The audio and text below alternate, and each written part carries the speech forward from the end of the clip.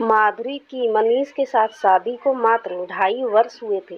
बेटे की शादी हो गई, घर में बहू आ गई। माता पिता की खुशी का ठिकाना ना था।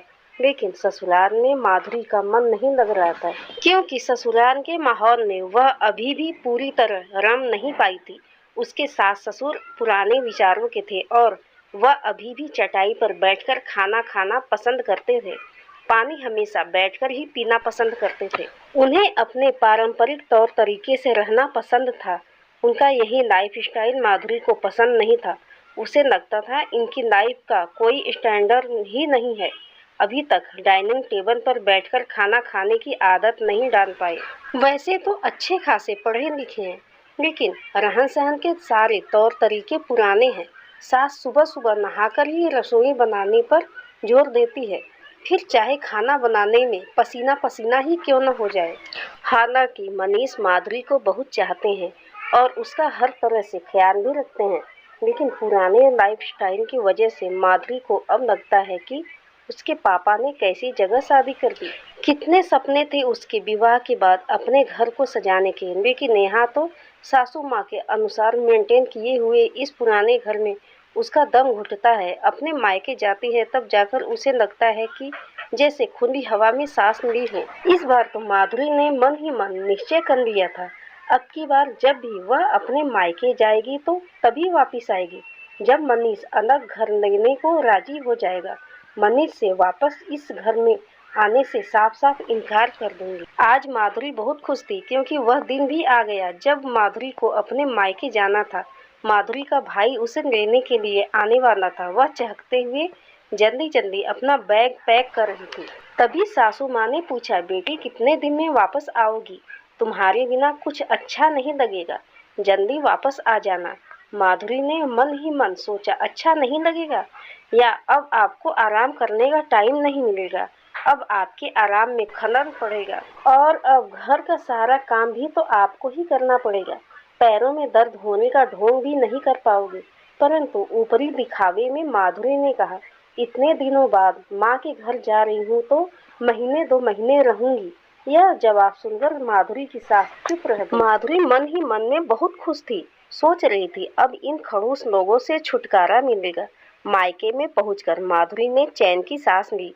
उसकी माँ, भैया, भाभी और छोटी बहन सब ने उसको सिर आंखों पर उठा लिया। दिन भर बातों से किसी को फुर्सत नहीं मिली। हंसी मजाक के माहौल में कब शाम हुई पता ही नहीं चला। रात में माधुरी की पसंद की बेड़मी पूरी, आलू की सब्जी, मलाई कोफ्ता और बूंदी का रायता माँ और भाभी ने मिलकर बनाए थे। माधुरी ने अपनी भाभी की बनाया लेते हुए कहा, भाभी तुम्हें अभी तक मेरी पसंद याद है? भाभी ने हंसते हुए कहा कि माँ जी है ना, याद दिलाने के लिए भूल कैसे सकती हूँ। माधुरी माँ के गले लग गई। माँ, मैं आपको बहुत मिस करती हूँ, मेरी सास आपके जैसी क्यों नहीं है? फिर भाभी को देखकर उसने आह भरी और कहने लगी, भाभी आप कितनी किस्मत वाली हैं जो आपको इतनी अच्छी ससुराल और मेरी मम्मी जैसी इतनी अच्छी सास मिली। सुनकर भाभी और मम्मी दोनों मुस्कुराने लगी, बोली कुछ नहीं। अगले दिन माधुरी ने सुना उसकी भाभी भैया से कह रही थी, आप कैसी बात करते हो? मैं दीदी और माँ के साथ बाजार नहीं जाना चाहती, मुझे आपके साथ जाना है। मैं कितने दिनों से सोच रही थी आपके साथ जाकर अपने पसंद की शॉपिंग करूंगी, और आप हैं कि फिर मना कर रहे हैं। मैं सिर्फ और सिर्फ आप ही के साथ बाजार जाऊंगी बस।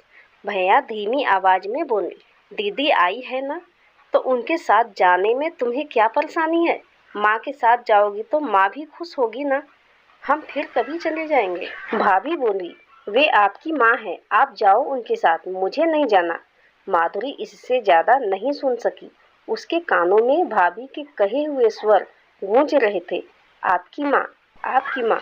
माधुरी सोचने लगी, तो क्या भाभी के मन में भी माँ के प्रति अपनेपन का वैसा भाव नहीं है जैसा मैं सोचती थी? भाभी भी मेरी माँ को पराया समझते हैं, भाभी के पति की माँ, भाभी की नहीं।